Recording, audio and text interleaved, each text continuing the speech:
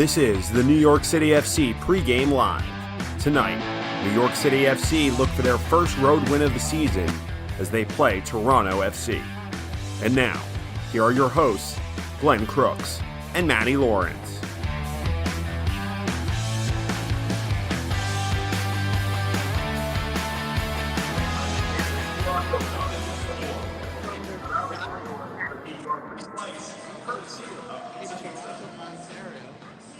We're here for New York City FC on the road trying to get their first 3 points away from home this season to face Toronto FC. Well, hello everybody. I'm Glenn Crooks, Matty Lawrence, right over here, and there's BMO. They've got the sprinklers on, but you still want to soak the field even though it's been raining all day. Right now we have a fine mist coming in. And as an introduction, our plea to New York City, when the stadium gets built in Queens at Willets Point, that they have enough television booths and radio booths. So if you get a good look behind us, we really are on a terrace, which on a 75-degree day, sunshiny, it would be a beautiful thing. Some cocktails to our right, hors d'oeuvres to our left, it would be great. But otherwise, we're feeling the elements a little bit, and I think you can tell by our gear. Matty, welcome. How are you? I'm doing really well, yeah. We're broadcasting from the Sky Patio. It sounds really salubrious, but actually we've got some a little sort of a tent gazebo thing here, just keeping us from the elements, yeah, the wind, the rain, the mist. Yeah, it's a lovely day for football for the players down there. The ball's going to be zipping over the surface. It's going to be great. But yes, up here amongst the elephants and the elements, it's not particularly good. But we're going to stay warm because the atmosphere down on the field, Glenn, is going to keep us warm and just wonderful. So the fast conditions certainly seem to favor New York City FC a little bit. That's the way they want to play. And now they will come in again with the false nine, Santi Rodriguez and Richie Ledesma alternating in there. So no true striker or number nine, no prototypical number nine in the lineup. Last week it worked pretty well by the level of 3-1 over Dallas. Yeah, it did. I thought it was a really good performance. I thought that Santi Rodriguez and Richie Ledesma grew into the position, and I think they took it in turns really to play as the false nine. I don't think there was a specific person. I know it was written down as Santi Rodriguez, but they took it in turns. Rodriguez wants to come back and play in that 10 position, as we know, as does Richie Ledesma, but it did work well, and I thought it was a solid performance all over the field. I don't think we could just talk about the forward players. I think it was solid defensively until the last few minutes. Of course, we wanted, and obviously the defenders and goalkeeper more than us, wanted to get a clean sheet. I think it was just a bit of naivety. It was a bit of a mental lapse in concentration, which we've seen too much this season. I think you came up with the stat load. Well, not came up, it's a fact. The stat of 50% goals conceded by NYCFC have come from set pieces, and lots of them at the death as well. That tells me two things. It's really switching off mentally, because it should be very, very simplistic to defend set pieces when balls are just being lobbed into the box more often than not. Well, I thought it was a good question that I asked in the pregame show. You need to tune in at 7:15 on the NYCFC network. It's nycfc.com/radio or the New York City FC app or the TuneIn app. And the reason you need to tune in is because Nick really offers a lot of reasoning behind my question. Last week he talked about, look, you got to score 57, 58, 59 goals in order to be elite in MLS, to be like a top 4 team. So I countered that this week by saying, well, you have one clean sheet. Don't you need 9, 10, 11, 12 clean sheets in a season in order also be in that territory of the top 4? He'll answer that question, and it's a bit long-winded, but it has to do in a majority of it about the set-piece goals, not just the goals themselves, but the fouls in the area that permitted it or led to the corner kick. So it's twofold, and there's a lot behind it. Yeah, look, the same as anything, you defend from the front. You don't just defend the defensive 4, defensive 5, however you set up. It's not just the goalkeeper. It's preventing the ball getting into the final third or your defensive third of the field, certainly in the last few minutes of games. I don't like the phrase, but it's about game management. It's about understanding how long is left. We're in the modern world where there's such wonderful, great big screens. You can always look around. You know how long is left. If you know there's 3 minutes left, get the ball as far away from your own goal as possible. And if you can, keep possession in your attacking third. Keep the ball in the corner. Keep kicking the ball off the opposition and winning throw-ins and winning corner kicks. Right. It's relatively simplistic, and we see teams manage games like that throughout the world. And it just hasn't been done good enough or well enough by NYCFC. And their 11 is out here, Matty, and one change, well, two now. Yes. Originally, it was just going to be Kevin O'Toole in for Brian Coufret, and indeed that is the case. But now a late scratch is Gabby Pineda. Pineda did come up with something at training on Thursday. He trained full on Thursday. I can't remember him coming off for any particular reason, but there may be a bit of an adductor or groin injury. It's called lower body, but he will not play tonight. And Matthias Pellegrini, as you can see with the scroll, is going to get the nod in the 11 tonight for New York City FC. Pereira had a couple of assists last week. Sandy Rodriguez with a pair of goals. Tyler Magno getting back on the scorecard. Below us, let me go back to the full field shot here, or the half field shot. That's Sean Johnson. If you look closely, that's Sean Johnson warming up with John Conway, the keeper coach for Toronto FC. And Conway, Jersey boy, played at Rutgers. I knew you'd like that. Ding, ding, ding. Sean Johnson obviously played in Jersey every now and then when he came to Red Bull Arena. But 6 years with New York City FC, Sean Johnson. And Luis Barraza, we see him now warming at the other end with Rob Vertughian, who has made 9 consecutive starts and for the most part has been very solid. But wouldn't you like to see the last goal scored by New York City FC against Sean Johnson? Yes, I would. September the 23rd, 2016. Let's see if I can find it here. And but it's an excellent finish. Make it official. Sure. No question that they will get into the playoff. Just a matter of time. Here's Villa. Villa with the fourth. Villa with the fourth.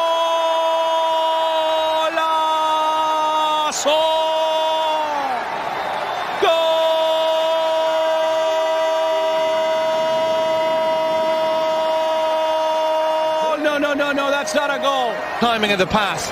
Nice pace on it. Then he just cuts back inside. Again, poor defending. Harrington just allows him the space to come back in. There, you have to close down. You cannot give a player of the quality of David Villa that much space. Clinical. Well, it was fun seeing David Villa finish again, but that's the last goal New York City scored against Sean Johnson. Then the next year he came to New York City from the Chicago Fire. That was against the Fire. And over 200 appearances, the MVP of MLS Cup in 2021. And he's got 3 clean sheets, Matty, this season with the Toronto. 1 win, 2 losses, and 6 draws. But Sean has 3 clean sheets. That matches the entire total for Toronto from 2022.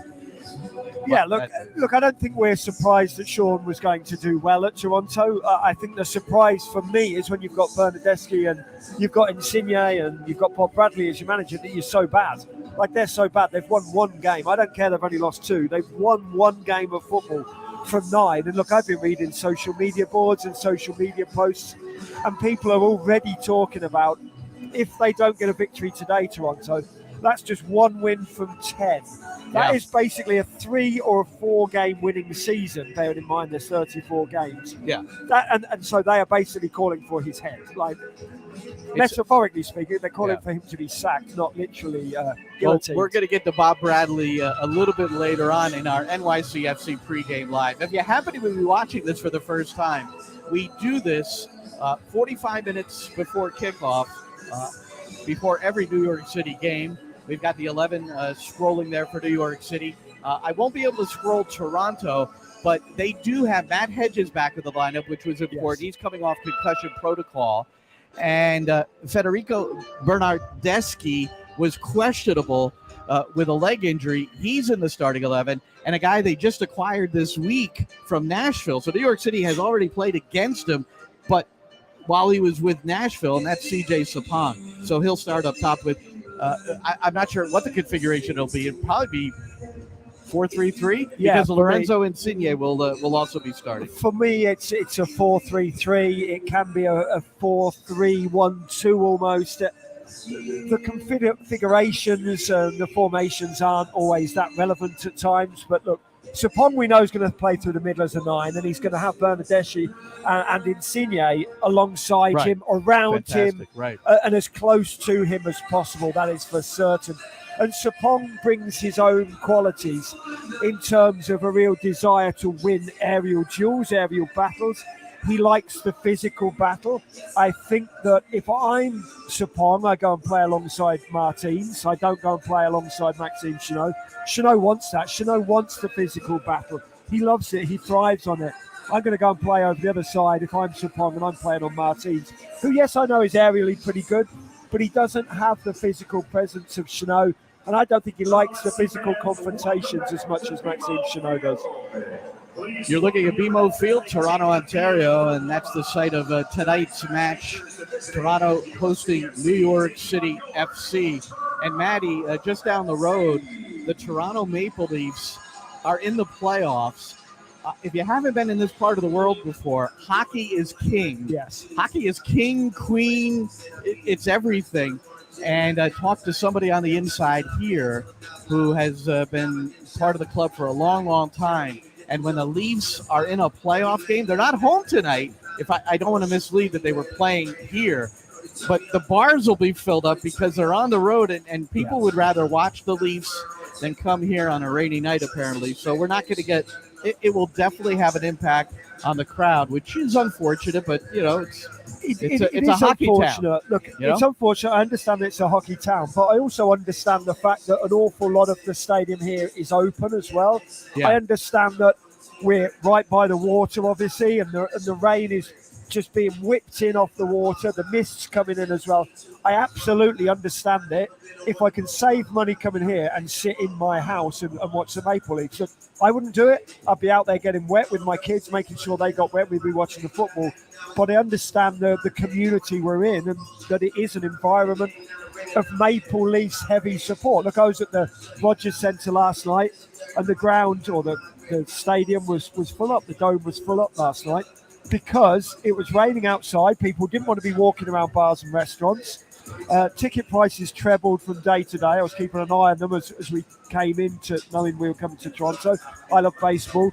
So, yeah, I understand it's a sporting town, but I also understand it's a let's not get too wet and catch hypothermia town as well. Hey, here's Luis Barraza, right? Now, this is the guy who has 9 consecutive starts. And when we mentioned Sean Johnson, he was Sean's understudy for the time since 2018. Barraza was drafted in 2018 out of Marquette University.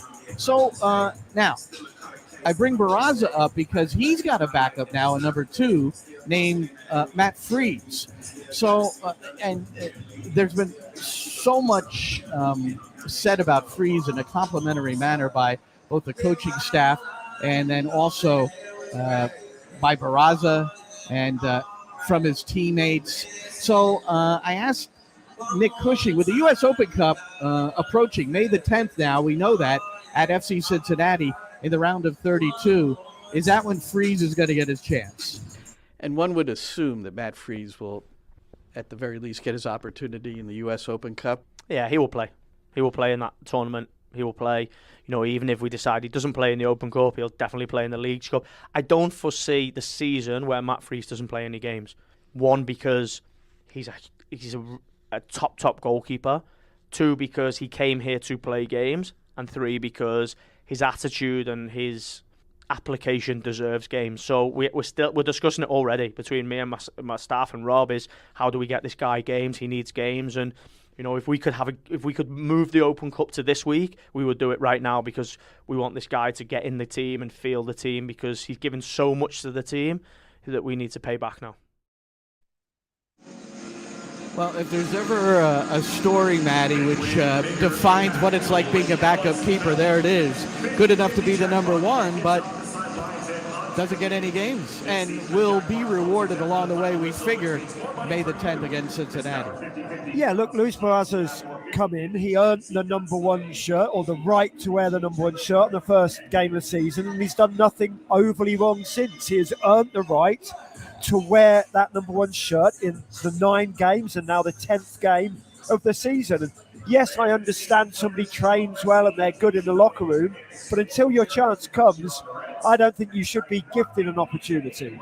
Nobody deserves to play unless the person in front of them has done something wrong. Yes, you train well, I understand that, but Barraza has been fantastic so far for NYCFC. Right. I do get that in cup competitions all around the world, the number 2 goalkeeper comes in. So I understand whether it be US Open Cup, whether it be Leagues Cup, Matt Freese will get his chance. But then what happens if Matt Freese comes into a US Open Cup game, plays fantastically well, keeps a clean sheet, but Luis Barraza has played well in the league game before? For me, Luis Barraza has to keep the shirt because he has earned that right. Has there anyone in your experience, I'm trying to think, on the professional level, that has ever split the keepers? Do you know, in your professional Chelsea, experience? certainly not in my experience, but Chelsea did it relatively recently with Kepa and Mendy. They were splitting it to a fair degree. Not full game splits, not first half, second half. First ever, half, right? second. Oh, you mean as in during the Well, in-game? I mean both, really. Oh no, certainly not in game. You No, never it's do crazy. that. I'm just no. wondering That's that. an I've seen it interesting happen. question. You know? But yeah, look, you've got 2 good goalkeepers, but Barraza's the number 1. He can get suspended, he can get injured, he can make a Rick, he can make a howler. Then when that happens, Matt Freese comes in. It's up to him to secure that right to wear the shirt. It keeps you sharp. Yes, That's for it sure. does. Competition and training. As Maxime Chenot will tell us. Yes, absolutely. At Coach Joe, I forgot to give him credit for sending that clip where the last time New York City scored on Sean Johnson, September of 2016, it was David Villa, who, not remarkably, because we see it many weeks, is the all-time leading scorer for New York City against Toronto with 8 goals. Sebastian Giovinco, 7 goals against New York City FC. He's the all-time leader for Toronto. Now, there's a 22-year-old who has been captain of the squad over the last several games, and it's a guy that came back early from his loan at Glasgow Celtic. Glasgow Rangers. Forgive me, Rangers. Sorry. I am sorry. That's nearly as bad as Elements and the Elephants. That was a capitalized faux pas. But this is, I had never, and look, we're not in the locker, so we don't see things like this. But this was James Sands, captain of the game against FC Dallas last week at Citi Field before kickoff. Hey, another home game, another good opportunity for us. But at the minute, that's all it is. It's just an opportunity. It's up to all of us in this room to change that so it's a result.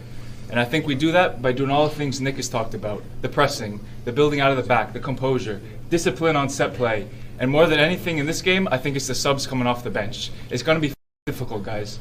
But in the end, we put in the work, we do it for 90 minutes, and we do it together. On 3. 1, 2, 3! Let's go! From the start, let's go! All right. So, Sands, you know, and part of him coming back was to continue to develop his leadership skills. And we see, you know, in the midfield, his value is exponential.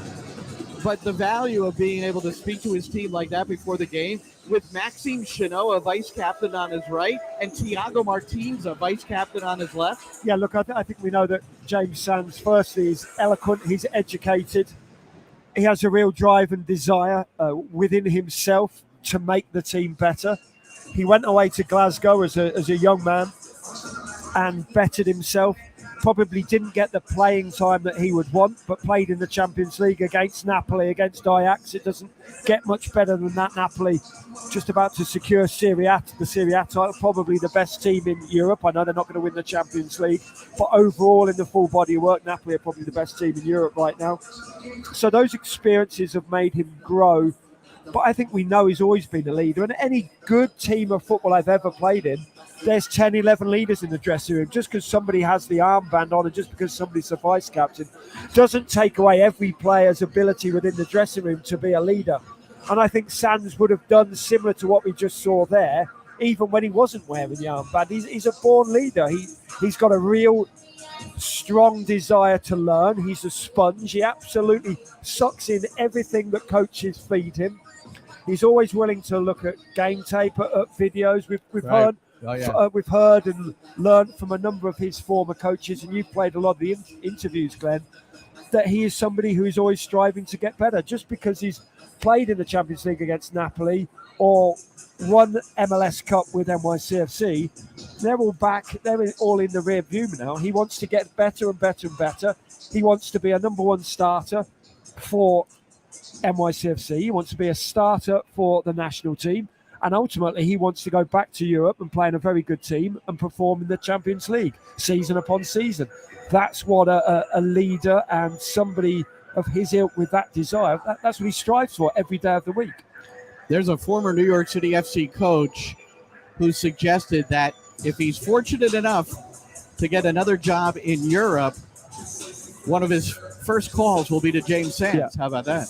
Well, I'm not surprised at all. It wouldn't surprise me if Ronnie Dyler tried to get James Sands over to Belgium. That's for certain. It wouldn't surprise me if a Patrick Vieira or Dome Toronto or anybody like that those players get jobs in Europe, that they would come calling. Why not?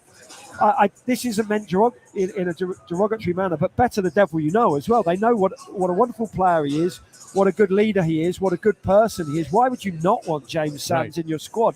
That squad, whether he plays in the starting lineup, who knows? But you want him in the squad, you want him in the dressing room, and you want him on the training ground every day of the week. Yep, and they believe he's that level. Well, before we close, now Bob Bradley is a legendary figure on the American coaching scene. I mean, he's had all these different experiences, and right now he's the head coach of Toronto FC, and they're in 12th place. It's a project. His son is still the captain of the team, Michael Bradley, and he's now got the Italians up front, Insigne and Bernardeschi. But Bob Bradley used to coach at LAFC, and the one thing Bob Bradley and I very much have in common is our love of Bruce Springsteen. We're mad because we're both Jersey boys. He went to West Essex. I was at Ridge, and he coached at Princeton. I coached at Rutgers. And so we've known each other for a while. Now, I had him on my Sirius XM show. It's a coaching show while he was a coach at LAFC. And I brought up the Springsteen, their band, the E Street Band, and how connected they are and how we might be able to relate that to team. The thing for me is when I watch them play in person, there's that feeling of teamwork. And I could easily equate that to the sporting field. How do you feel when you watch them? I'll use a simple example because I told you earlier that I'm not a PowerPoint guy, but I do believe there's good ways to make messages. So I have occasionally used Springsteen in Leipzig. There's a really good part of it where he's taking requests from the audience, and so he picks up a sign that says "You never can tell," and he says every now and then you play a song that you haven't played in 20 years or maybe never. And now he starts trying to figure out what key they're going to use. And the guys in the band are kind of looking at him weird, and they're saying, no, it's too high. And he's going, no, I can do it. And then little by little, they figure out the key. And now he starts trying to get the horns going. And he's going, da da da da da da da da da da. And now all of a sudden the horns start playing. And now he starts to get the audience to do it as well. And then eventually the whole thing comes together and they hit it and it just rocks. And so I sometimes have used that as an example that's actually how you build a real team, is that you come up with an idea. That in this case was the song. You start to engage the people around you. That's his band. Little by little, you get the crowd involved. You could see it. Everybody in Leipzig was having a great time. And then when they finally got into it, man, it just took off. And I think that's how you work. That's how you build something. So, if people out there hate PowerPoints as much as me, and you need to do something at the beginning of some presentation to give it a little bit of life, that's the one. It'll work for sure. And that's Bob Bradley, the Toronto FC coach, the opponent tonight for New York City FC. But He's a Springsteen guy, so I only have positive things to say about Bob Bradley. We'll have to turn Nick Cushing on to Springsteen, who lives in New Jersey as well. So I told Cushing recently that you too are a Jersey boy. Matty, he lives in Jersey too. It's all about Jersey. It's all coming together. It's coming together. Just like the E Street Band in Leipzig. New York City FC. It's a big one because they're trying to win their first on the road this year. No wins, 2 losses, 2 draws. It's coming up on the New York City FC network in just a few minutes. Our pregame show starts at 7:15 with Nick Cushing and the pregame show presented by Ford. For Matty Lawrence, I'm Glenn Crooks. Enjoy the game, everybody.